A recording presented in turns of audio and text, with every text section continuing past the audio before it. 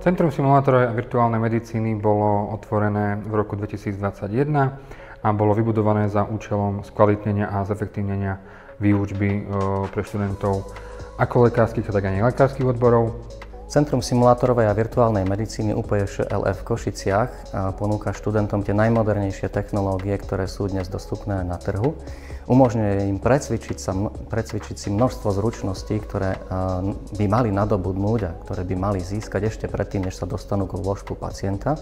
Študenti v centre môžu preniesť svoje teoretické poznatky do praxe.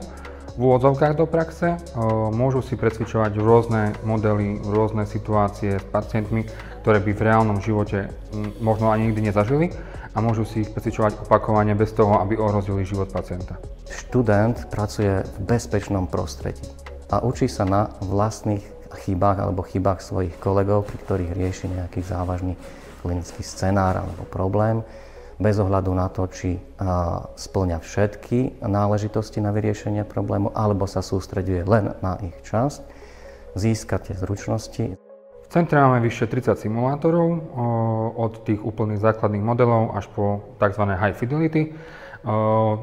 Za všetko môžem spomenúť napríklad simulátor na laparoskopické operácie, sonografický simulátor, High fidelity figurínka na simuláciu tzv. Prvého kontaktu a s pacientom na urgentnom príjme a precvičovanie multidisciplinárnych konaní v rámci študentov.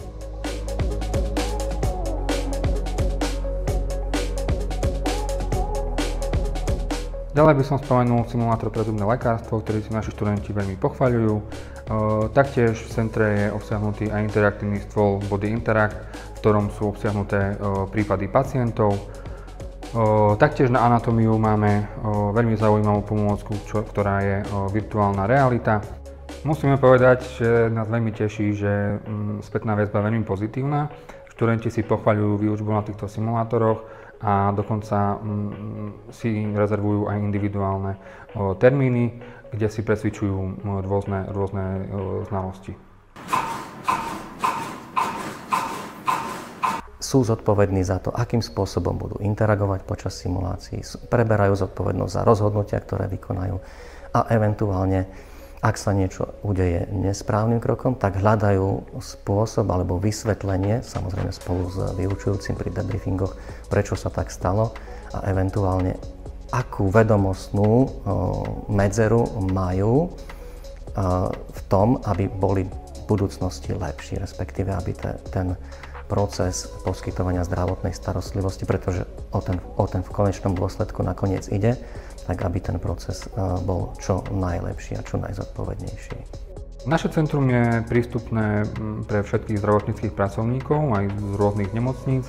Samozrejme, pre našich študentov a našich lekárov je to bezplatne, ale pre zdravotníckych pracovníkov z iných nemocníc, z iných fakult je to za nejaký poplatok. Aktuálne sa vytvára aj tzv. Asociácia simulátorových centier, to znamená simulátorové centra z celého Slovenska, dokonca z Česka, Poľska a tak ďalej. Spolupracujú na tom, aby sa vytvorila nejaké kurikulum, nejaký postup, ktorý potom by bol všeobecný pre všetky simulátorové centra. Ciele nášho Centra simulátorovej a virtuálnej medicíny nezastali v tom roku 2021-2022, kedy sa centrum otvorilo. Kontinuálne sa snažíme upgradeovať vybavenie centra, snažíme sa centrum rozširovať o nové modality, o nové zariadenia, ktoré prinášajú možnosť využitia priestorov, vybavenia, simulácií ako takého aj v predmetoch, ktoré sme doteraz pokryté nemali. V centre každý rok pripravujeme harmonogram verejného obstarávania nových simulátorov. Nakoľko máme veľmi dobrý vzťah s vedením lekárskej fakulty, tak stále nám vyčlenia nejakú časť peňazí z rozpočtu teda fakulty, aby sme mohli tie simulátory obstarávať. Aktuálne napríklad, čo by som spomenul, tak riešime veľmi drahý simulátor na gynekológiu a takým hlavným cieľom do budúcnosti a vízia je výstavba novej budovy špeciálne pre simulátorové centrum.